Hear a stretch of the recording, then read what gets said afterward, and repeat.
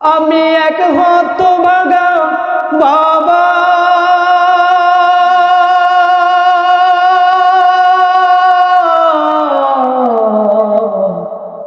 আমি মরে গেলে ওষুধ কার কিনা দিবা তুমি, আমি মরে গেলে তুমি কার বাবা ডাকবা। এখানে যারা আছেন মুরব্বী বাবারা, আমার যুবক ভাইরা যারা আছো, আমি তাদেরকে বলতে চাই, যাদের বাবা বেঁচে আছে বাবার খেদমত করো, বাবার সেবা করো। আজ অনেক বাবা সে সকালবেলা নাস্তা করে, সকালবেলা আলু ভর্তা দিয়ে ভাত খায়, তার পাশের বাড়িতেই তার সন্তান গরুর মাংস ছাগল মাংস দিয়ে ভাত খায়। নাতিরা জিজ্ঞাসা করে, দাদু কি দিয়ে ভাত খেলা? উনি তখন বলছে, আলু ভর্তা দিয়ে ভাত খেলা। কেন, তোমার ছেলে না মাংস নিয়ে আসছে? তখন বাবা একটা নিঃশ্বাস, আমার ছেলে তো আলাদা। এই কথাটা তিনি বলতে চান না, এটা বের হয়ে যায়। আজ অনেকের বাবা অসুস্থ ভিতরে কাতরাতে থাকে, সেই বাবার ওষুধ কিনে দেওয়ার মতো টাকা তোমার থাকে না, অথচ স্ত্রী তোমার কাছে যেটাই চাই সেটাই তুমি দিয়ে দাও।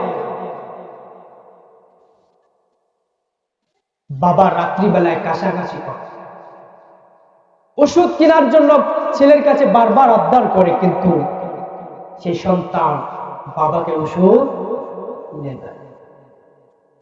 একজন বাবার কথা আমি বলছি, বাজান আমার ওষুধ সে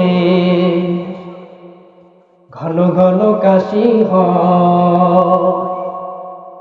বুকের বাম পাশে ব্যথা ঝাপসা দেখি সব সময়। বাজান আমার ওষুধ শেষ, ঘন ঘন কাশি হয়, বুকের বাম পাশে ব্যথা ঝাপসা দেখি সব সময়।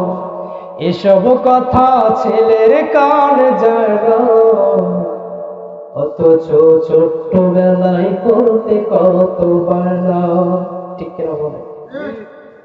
বাজান আমার ওষুধ শেষ, ঘন ঘন কাশি হয়, বুকের বাম পাশে ব্যথা ঝাপসা দেখি সব সময়। এসব কথা মেয়ের কান যায় না, অথচ ছোট্টবেলায় করতে কত বায়না। আমি এক হতভাগা বাবা,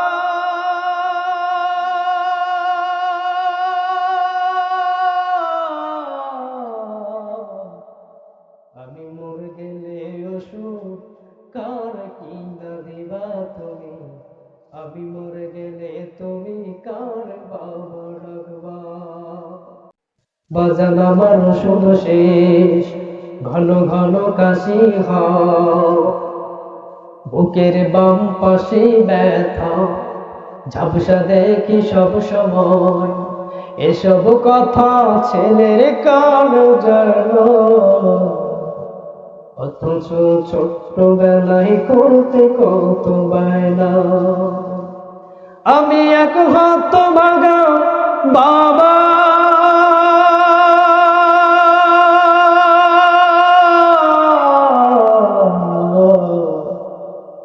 আমি মরে গেলে ওষুধ কার কিনা দিবা তুমি, আমি মরে গেলে তুমি কার বাবা ডাকবা।